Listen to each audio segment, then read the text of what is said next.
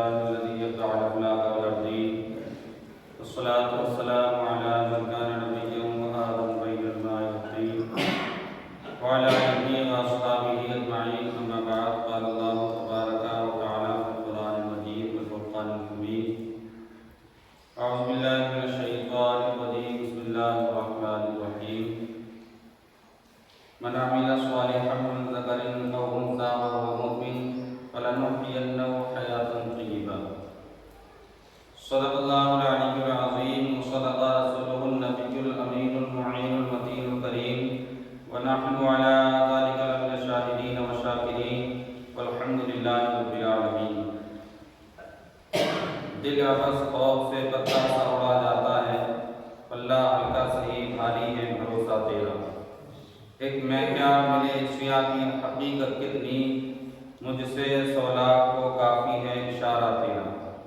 عقیدت اور محبت کے ساتھ محمد خضرا میں آرام فرمانے والے آقا و مولا حضور تاجدار مدینہ احمد مجتبیٰ محمد مصطفیٰ صلی اللہ علیہ وسلم کی مقدس بارگاہ میں ہدیہ درود کا نذرانہ عقیدت بلند آواز سے پڑھنے اللہ محمد صلی اللہ علیہ وسلم محمد محمد صلی اللہ علیہ وسلم سلام علیہ رسول اللہ صلی اللہ علیہ وسلم.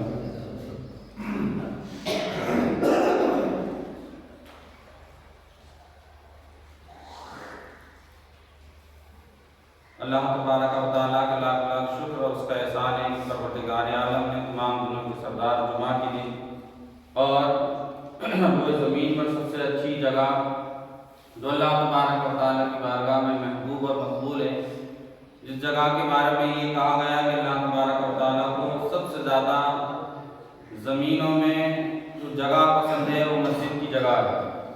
یعنی مسجد اللہ تبارک و تعالیٰ کو بہت زیادہ پسند ہے، اور حکم دیا گیا کہ یہ لوگوں مسجدوں میں تم پہلے جایا کرو اور سب سے بعد میں آیا کرو مسجدوں سے. اور بازار کے لیے حکم دیا گیا کہ یہ لوگوں بازار میں سب سے آخر میں جایا کرو اور سب سے پہلے آ جایا کرو. اس لیے کہ مسجد میں جب انسان صرف بیٹھا بھی رہتا ہے اعتکاف کی نیت کر کے، سانسیں بھی لیتا رہتا ہے، تو اللہ تبارک و تعالیٰ ہر سانس کے بدلے میں اس کو نیکیاں عطا فرماتا ہے. ہر سانس کے بدلے میں اللہ تبارک و تعالیٰ نیکیاں عطا فرماتا ہے. معزز سامعین اکرام، آنے والی 15ویں شب یعنی شب برات جو آنے والے منگل کے روز ہے، اسی کے تعلق سے کچھ بیان کرنے کی کوشش کرتا ہوں. یہ وہ رات ہے جس رات کے بارے میں بیان کیا گیا کہ اللہ تبارک و تعالیٰ کے پیارے حبیب صلی اللہ علیہ وسلم ارشاد فرماتے ہیں کہ اسی رات یعنی 15ویں جو شعبان ہے جس کو شب برات بولتے ہیں. شب کا معنی آتا ہے رات اور برات کا معنی آتا ہے رہائی، آزادی، نجات. یعنی اس رات میں اللہ تبارک و تعالیٰ اپنے رحیمی کریمی کہ صدقہ فیض پروردگار عالم گنہگار بندوں کو جہنم سے آزاد فرما کر جنت عطا فرماتا ہے. یہی وہ رات ہے جس میں رزق بڑھا دیا جاتا ہے، رزق لکھا جاتا ہے، موت لکھی جاتی ہے. یہاں تک کہ بیان کیا گیا کہ جو اس سال میں حج کرتے ہیں ان تمام لوگوں کے نام بھی لکھ دیے جاتے ہیں. حضرت عبداللہ بن عباس رضی اللہ تعالیٰ عنہ بیان فرماتے ہیں کہ اس رات میں 5 چیزیں خاص ہوتی ہیں. ایک تقسیم امور، فضیلت عبادت اور بخشش، نزول رحمت. اللہ تبارک و تعالیٰ اس رات میں خاص کر اللہ تبارک و تعالیٰ دنیا آسمان پر آتا ہے، رحمت کا نزول تجلی رحمت فرماتا ہے. حضرت عبداللہ بن عباس رضی اللہ تعالیٰ کہتے ہیں کہ تقسیم امور سے مراد یہ ہے کہ پورے سال کے کام بانٹ دیے جاتے ہیں. یعنی یہ سال کون بنے گا، کون دنیا میں آئے گا، کس کو کتنا رزق دیا جائے گا، کون حج کرنے کے لیے جائے گا، کون کیا کرے گا. اور آپ ارشاد فرماتے ہیں تقسیم امور سے مراد یہ ہے کہ پورے سال میں کام ہونے والے جو ہوتے ہیں اللہ تبارک و تعالیٰ ان تمام کاموں کو لوح محفوظ میں لکھ دیتا ہے. پورے سال میں جو کام آنے والے ہوتے ہیں. آقا کریم صلی اللہ علیہ وسلم سے حضرت عائشہ صدیقہ رضی اللہ تعالی عنہ عرض کرتی ہیں یا رسول اللہ صلی اللہ تعالیٰ علیہ وسلم کہ شعبان میں آپ اس قدر روزے رکھتے ہیں، آپ ارشاد فرماتی ہیں کہ نبی کریم صلی اللہ تعالیٰ علیہ وسلم اس قدر روزہ رکھتے تھے، اس قدر روزے رکھتے تھے شعبان کے مہینے میں، اور بیان کرتی کہ رمضان سے ملا دیتے تھے، اور کبھی ایسا لگتا تھا کہ رمضان مبارک کا مہینہ آ گیا ہے۔ پھر جب پوچھا تو حضور نے ارشاد فرمایا کہ عائشہ کہ یہی وہ مہینہ ہے جس میں انسان کی موت کا وقت لکھا جاتا ہے، اور میں چاہتا ہوں کہ جب میری موت کا وقت لکھا جائے تو میں اللہ کی عبادت میں مشغول ہوں۔ جب میری موت کا وقت لکھا جائے تو اللہ تبارک و تعالیٰ کی عبادت میں لگا ہوا ہوں۔ اسی لیے آقا کریم صلی اللہ تعالیٰ علیہ وسلم بہت زیادہ اس ماہ شعبان میں روزہ رکھا کرتے تھے۔ حضرت علی رضی اللہ تعالیٰ عنہ بیان فرماتے ہیں کہ اے لوگوں، جب 15ویں تاریخ آئے، 15ویں شب آئے، شعبان کی شب برات جس کو ہم بولتے ہیں، کہتے ہیں کہ اے لوگوں رات میں عبادت کیا کرو اور دن کو روزہ رکھا کرو۔ کیوں؟ آپ بیان فرماتے ہیں اس لیے کہ اللہ تبارک و تعالیٰ آسمانی دنیا پر تجلی رحمت فرماتا ہے، اور آواز آتی ہے کوئی بخشش طلب کرنے والا جس کو بخشش دے دی جائے، جس کو بخش دیا جائے، ہے کوئی رزق مانگنے والا جس کو رزق دے دیا جائے، ہے کوئی فلاں چیز مانگنے والا جس کو وہ چیز دے دی جائے، ہے کوئی اپنے سوال کو پورا سوال کرنے والا جس کے سوال کو پورا کر دیا جائے۔ اللہ تبارک و تعالیٰ اس رات میں جو بھی بندہ نیک دعا مانگتا ہے، اللہ اس کے رسول کی رضا کے لیے عبادت کرتا ہے، تو پروردگار عالم اس کی دعاؤں کو قبول فرماتا ہے۔ آقا کریم صلی اللہ تعالیٰ علیہ وسلم اسی رات میں حضرت عائشہ صدیقہ رضی اللہ تعالیٰ عنہ بیان فرماتی ہیں کہ اس دن میرے پاس آقا کریم صلی اللہ تعالیٰ علیہ وسلم رات میں آنے والے تھے، نہیں آئے تو میں تلاش کرنے لگی کہ میں نے دیکھا کہ نبی کریم صلی اللہ تعالیٰ علیہ وسلم جنت البقیع میں ہیں۔ جب میں نے آپ کو جنت البقیع میں پایا تو آقا کریم صلی اللہ تعالیٰ علیہ وسلم مجھ سے فرمانے لگے کہ عائشہ کیا تم یہ گمان کرتی ہو کہ اللہ تبارک و تعالیٰ اور اللہ کے رسول تم سے خیانت کریں گے؟ کہا نہیں یا رسول اللہ صلی اللہ تعالیٰ علیہ وسلم، میری مراد یہ نہیں تھی، میں نے یہ سوچا تھا کہ آپ ہو سکتا ہے آپ کسی اور ازواج کے پاس، ازواج میں سے کسی اور کے پاس تشریف لے گئے ہوں۔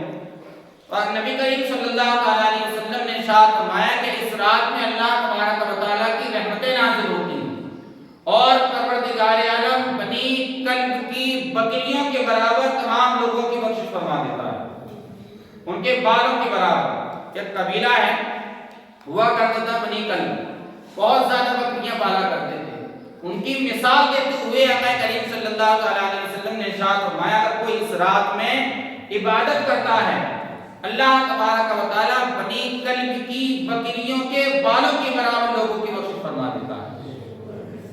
ایک بکری کے اوپر جسم پر کتنے بال ہوتے ہیں ہم شمار نہیں کر پائیں گے، سینکڑوں بکری جن کے اوپر کتنے بال ہوں گے، نہ جانے اللہ تبارک و تعالیٰ اس رات میں کتنے لوگوں کو بخش دیتا۔ تو کوشش کرنا چاہیے جب بھی رات آئے رات پر ہم عبادت کریں، اللہ تبارک و تعالیٰ کو راضی کریں، پوری رات اللہ کی عبادت میں گزار دیں۔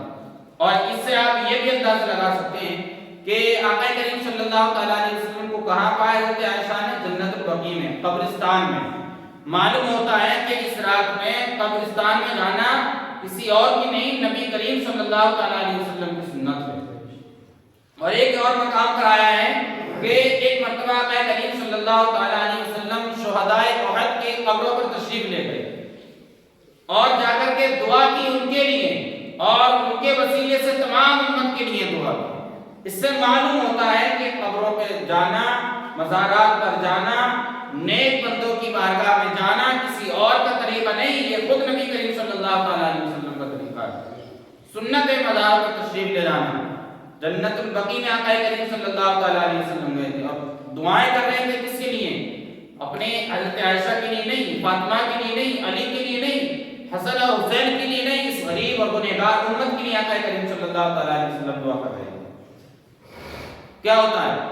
اب سنو، حضرت عیسیٰ علیہ السلام گزرنے ایک پہاڑ کے قریب سے، ایک پتھر پہ آپ کی نگاہ جاتی ہے، جب پتھر کو دیکھا ایک دم گول بالکل اور ایک دم وائٹ سفید انڈے کی طرح بالکل گول تھا، آپ کو بڑا تعجب ہوا، کہنے لگے اللہ تیری کیا شان ہے، اتنا خوبصورت پتھر اور اتنا گول۔ جب تعجب ہوا تو رب کی بارگاہ سے ندا آئی، آواز آئی، اے میرے نبی عیسیٰ، اس سے بھی اور زیادہ تعجب کی بات کہ ہم تمہیں نہیں دکھا دیں؟ عرض کی اللہ تبارک و تعالیٰ اور اس سے زیادہ تعجب کی بات کیا ہے؟ اللہ تبارک و تعالیٰ نے راز کو کھولا۔ جب حضرت عیسیٰ علیہ السلام نے اس پتھر پر نگاہ ڈالتی تو کیا دیکھتی ہیں؟ اس پتھر کے اندر ایک بندہ اللہ کی عبادت میں مشغول ہے۔ پتھر کے اندر آپ ارشاد فرماتی ہیں کہ میں نے دیکھا اس کے سیدھے ہاتھ کی طرف انگور کا درخت ہے اور الٹے ہاتھ کی طرف نہر جاری ہے اور اللہ کی عبادت میں لگا ہے، اللہ تبارک و تعالیٰ کی عبادت کر رہا تھا۔ میں نے پوچھا اے بندے تو کون ہے اور کب سے اس پتھر کے اندر اللہ کی عبادت کر رہا ہے؟ وہ بندہ کہنے لگا میں حضرت موسیٰ علیہ السلام کا امتی ہوں اور اس پتھر کے اندر 400 سال سے اللہ کی عبادت کر رہا ہوں۔ کتنے؟ 400 سال سے اللہ کی عبادت میں مشغول ہوں اسی پتھر کے اندر۔ اب حضرت عیسیٰ علیہ السلام کہنے لگے اللہ تبارک و تعالیٰ ساری دنیا میں اس سے زیادہ نیک بندہ اور کون ہو سکتا ہے؟ ہم لوگ تو نماز پڑھتے ہیں تو کبھی ایسا بھی ہوتا ہے کہ ہمارے دل میں یہ خیال آ جاتا ہے کہ لوگ ہمیں نمازی کہنے لگے۔ روزہ ہم رکھتے ہیں تو ہمارے دل میں کبھی ایسے بھی خیال آتے ہیں لوگ ہمیں روزے دار کہنے لگے۔ ہم نیک کام کرتے ہیں تو ہمارے دل میں یہ وسوسے پیدا ہوتے ہیں ہمارا نام ہو جائے، یہ بہت بندہ نیک ہے، نمازی ہے، پرہیزگار ہے۔ حضرت عیسیٰ علیہ السلام کہتے ہیں اس سے زیادہ نیک اور کون ہو سکتا ہے؟ یہاں تو نہ ریا ہے، نہ تکبر ہے، نہ غرور ہے، نہ گھمنڈ ہے، کچھ بھی ہے اس بندے کے اندر نہیں ہے۔ صرف اللہ کی رضا کے لیے 400 سال سے اس پتھر کے اندر عبادت کر رہا ہے، اس سے زیادہ کون نیک اور ہو سکتا ہے؟ سنو آقا کریم صلی اللہ علیہ وسلم کا کتنا فضل ہے، حضور کے صدقے سے ہمیں کیا کیا نہیں ملا۔ اللہ تبارک و تعالی ارشاد فرماتا ہے اے عیسیٰ سنو، اے میرے نبی عیسیٰ سنو، آنے والے آخری نبی جناب آقا کریم صلی اللہ علیہ وسلم نبی آخری زمان جب دنیا میں تشریف لائیں گے تو ان کی امتیوں کے لیے ایک انعام میں نے رکھا ہے امت کے لیے۔ کیا انعام ہے؟ شعبان کے مہینے میں 15ویں شب جب آتی ہے اور اس رات میں شب برات میں جو میرے نبی کا میرے حبیب کا امتی 2 رکعت کی نفل نماز پڑھے گا، اس بندے سے جس نے پتھر کے اندر بغیر ریا کے 400 سال تک میری عبادت کی ہے، اگر میرے حبیب کا امتی 2 رکعت اس رات میں پڑھ لے گا تو اس سے زیادہ اس کو ثواب عطا کیا جائے گا۔ اندازہ لگائیں آپ، ایک طرف 400 سال کی عبادت ہے وہ بھی بغیر ریا کی، صرف عبادت کی عبادت ہے، اس کے علاوہ کچھ نہیں، دکھاوا بھی نہیں، ایک پتھر کے اندر قید ہو کر کے عبادت کی جا رہی ہے، اور دوسری طرف کیا ہے؟ صرف 2 رکعت نماز پڑھی جا رہی ہے لوگوں کے سامنے۔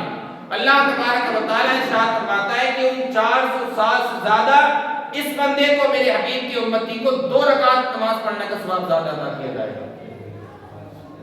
یہ فضیلت کسی اور وجہ سے نہیں ملی ہمیں کہ ہم دیکھنے میں بہت اچھے ہوں، ہمارے کاروبار اچھے ہوں، ہمارے مکانات اچھے، یا ہم سب سے بعد میں آئے ہیں۔ یہ فضیلت صرف ہمیں اس وجہ سے ملی ہے کہ آقا کریم صلی اللہ علیہ وسلم کی امت میں یہ امت محمدیہ کا خاصہ ہے، اور آقا کریم صلی اللہ علیہ وسلم کے صدقے سے اللہ تبارک و تعالیٰ نے ہمیں یہ انعام اور اکرام سے نوازا ہے۔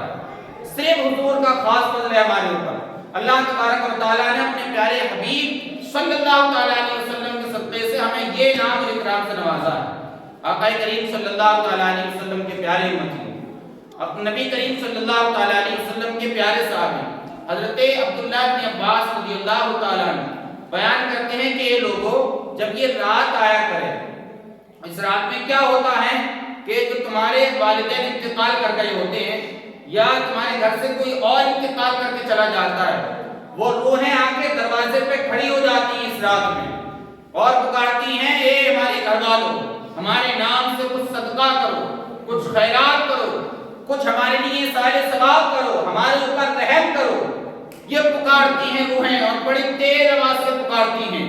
حضرت عبداللہ بن عباس کہتے ہیں اے لوگوں جب یہ رات آیا کرے اپنے مردوں کے لیے سارے ثواب کیا کرو، صدقہ کیا کرو، خیرات کیا کرو، ان کے نام سے کچھ نہ کچھ ضرور کر دیا کرو، کیونکہ وہ دروازے پہ آ کر کے کھڑی ہو جاتی ہیں اور پکارتی رہتی ہیں گھر والوں کو۔ اب صدقہ جاریہ کیا ہے؟ حضرت ابو ہریرہ رضی اللہ تعالیٰ عنہ ارشاد فرماتے ہیں، ابی ہریرہ رضی اللہ تعالیٰ عنہ قال قال رسول اللہ صلی اللہ تعالیٰ علیہ وسلم اذا مات الانسان انقطع عنه عمله الا من ثلاثۃ الا من صدقۃ جاریۃ او علم ينتفع به او ولد صالح او کما قال علیہ الصلوۃ والسلام۔ حضرت ابو ہریرہ رضی اللہ تعالیٰ عنہ ارشاد فرماتے ہیں، بیان کرتے ہیں کہ جب انسان دنیا سے چلا جاتا ہے، اس کا انتقال ہو جاتا ہے، اس کے اعمال سے کاٹ دی جاتی ہے، اس کو کچھ ثواب نہیں ملتا، صرف 3 چیزیں ایسی ہیں جس کے قبر کے اندر بھی اس کو ثواب دے دیا جاتا ہے اور ملتا رہتا ہے۔ وہ 3 چیزیں کیا ہیں؟ صدقہ جاریہ ہے، وہ جو صدقہ جاریہ کر کے چلا گیا یہ قبر میں لیٹا بھی ہے، اللہ تبارک و تعالیٰ اس کو قیامت تک اس کا ثواب عطا فرماتا رہے گا، آرام سے قبر میں آرام فرما رہا ہے۔ صدقہ جاریہ کر کے چلا گیا، مسجد میں کوئی کام کرا دیا، مدرسے میں کسی غریب کی مدد کر دی، کسی کا سہارا بن گیا، کسی غریب بچی کی شادی کرا دی، کچھ معاملات اچھے اچھے کر دیے، نیک کام کر دیے۔ صدقہ جاریہ جتنا اس نے کر دیا قبر میں اس کو جب تک قیامت تک لیٹا رہے گا، اللہ تبارک و تعالیٰ اس کے بدلے سے اس کو ثواب ملتا رہے گا۔ دوسری چیز او علم ينتفع به، علم نافع، وہ علم جو جس سے اس کو خود فائدہ حاصل ہوا یا لوگوں کو اس نے فائدہ حاصل کروایا، لوگوں کو فائدہ پہنچایا، علم نافع، خود بھی فائدہ حاصل کیا، اس نے فائدہ اٹھایا اور لوگوں کو بھی ہدایت کے راستے پر لے کر کے آیا، دین کے راستے پر لے کر کے آیا۔ علم نافع جو ہے جب لوگ اس پہ عمل کرتے رہیں گے، لوگوں کو سکھا کے چلا گیا، کسی کو قرآن پڑھایا، کسی کو حدیث پڑھائی، کسی کو شریعت پڑھائی، دین پڑھایا، پڑھا کے چلا گیا۔ اب یہ تو چلا گیا، لوگ اس کی باتوں پہ جب تک عمل کرتے رہیں گے، جب تک وہ لوگوں کو سکھاتے رہیں گے، قبر میں اس کو بھی ثواب عطا کر دیا، ثواب ملتا رہے گا قیامت تک۔ یہ صدقہ جاریہ ہے۔ پھر کہا کہ نیک صالح اولاد او ولد صالح یدعو لہ، نیک صالح اولاد جو اس کی مغفرت کی دعائیں کرتی رہے۔ جب بیٹا باپ کے لیے دعائیں کرتا رہے گا، اور باپ تو قبر میں لیٹا ہوا ہے، جب بھی اللہ کی بارگاہ میں یہ ہاتھ اٹھائے گا، اللہم ربنا اغفر لی ولوالدی، اللہ تبارک و تعالی مجھے اور میرے والدین کی بخشش فرما دے، میرے والدین کو بخش دے۔ اللہ تبارک و تعالی سے جب بھی یہ دعائیں کرتا رہے گا، اللہ تبارک و تعالی اس کے والدین کو، باپ کو یا ماں کو، قبر کے اندر بھی ثواب عطا فرماتا رہے گا۔ یہ صدقہ جاریہ ہے، اور جو ماں باپ یہ چیزیں چھوڑ کے گئے ہیں دنیا سے، ان کو ثواب ملتا رہے گا صدقہ جاریہ کا۔ تو کیا میں کہہ رہا تھا، اس رات میں روحیں آتی ہیں جو گھروں سے چلے جاتے ہیں، جن کے انتقال ہو جاتے ہیں، دروازوں پہ آ کر کے کھڑے ہو جاتے ہیں اور پکارتے ہیں، میرے گھر والوں ہمارے اوپر رحم کرو، ہمارے نام سے صدقہ کرو، خیرات کرو، سال ثواب کرو۔ اور اگر کوئی بندہ ایسا کرتا ہے، صدقہ کرے، خیرات کرے، سال ثواب کرے ان لوگوں کے نام سے، مردوں کے نام سے، تو دعائیں دے کر کے خوش ہو کے اپنی قبروں میں تشریف لے جاتے ہیں۔ اور اس کے برعکس اگر کوئی ایسا نہیں کرتا ہے، نہ کوئی سال ثواب کرے، نہ ان کے نام سے صدقہ خیرات کرے، نہ کوئی اور اس کے علاوہ کرے کام، تو کیا ہوتا ہے، پھر حسرت بھری نگاہوں سے افسوس کرتے ہوئے قبروں کے اندر تشریف لے جاتے ہیں۔ اور کیا سوچتے ہوں گے، جو اتنی زمینیں چھوڑ کے گئے، جو اتنے اچھے مکانات تمہیں بنا کر کے دے کے گئے، جو اتنی جائیداد تمہیں دے کر کے گئے، جس نے خون پسینے کر کے تمہاری شادیاں کرائی، تمہیں جوان بھی چڑھائی، تمہیں پالا، اور تم نے ان کے نام سے صدقہ جاریہ بھی نہیں کیا، سال ثواب بھی نہیں کیا، ان کی مغفرت کی دعائیں بھی نہیں کی، کتنا افسوس ہوتا ہوگا انہیں قبر کے اندر۔ حضرت علی رضی اللہ تعالیٰ عنہ بیان فرماتے ہیں، لوگوں اپنے مردوں کے نام سے زیادہ سال ثواب کیا کرو۔ اور کیا ہوتا ہے، جب والدین کا انتقال ہو جاتا ہے یا ان میں سے کسی ایک کا انتقال ہو جاتا ہے، اتنی فضیلت ہے، اگر بندہ ماں کی یا باپ کی قبر پہ بھی جاتا رہے اور سال ثواب کرتا رہے، فاتحہ پڑھتا رہے، تو ماں کی یا باپ کی قبر میں، قبر کے اوپر حاضری لگانے کی وجہ سے بھی اللہ تبارک و تعالیٰ اس بندے کی مغفرت فرما دیتا ہے۔ کتنی فضیلت ہے، جو زندہ ہے ماں باپ، ان کی خدمت کرنا تو ایک الگ سی بات ہے، بڑے خوش نصیب ہیں جو زندہ ماں باپ کی قدر کرتے ہیں، ان کی خدمت کرتے ہیں۔ یہاں یہ آپ غور و فکر کریں، جو ماں باپ دنیا سے گزر کے چلے گئے، ہم ان کی قبروں پہ جائیں، سال ثواب کریں، فاتحہ پڑھیں، صرف قبروں پہ جانے کی وجہ سے، سال ثواب کرنے کی وجہ سے اللہ تبارک و تعالیٰ ہماری مغفرت فرما دیتا ہے۔ تو جو زندہ ماں باپ ہے ان کی خدمت کرنے کا عالم کیا ہوگا، جس کے زندہ ہیں اللہ تبارک و تعالیٰ نے یہ نعمت دی ہے، خدا را اپنے ماں باپ کی قدر کریں، اور جن کے چلے گئے زیادہ سے زیادہ سال ثواب کریں، آنے والی رات میں شب برات میں زیادہ سے زیادہ اللہ تبارک و تعالیٰ کی عبادت کر کے اپنے رب کو راضی کر لیں اور دنیا اور آخرت اپنی دونوں قبر اور حشر کامیاب بنا لیں۔ اللہ تبارک و تعالیٰ کی بارگاہ میں دعا ہے پروردگار عالم ہم سب کو عمل کی توفیق عطا فرمائے۔ استغفر اللہ ربی من کل ذنب و اتوب الیہ۔ مرتبہ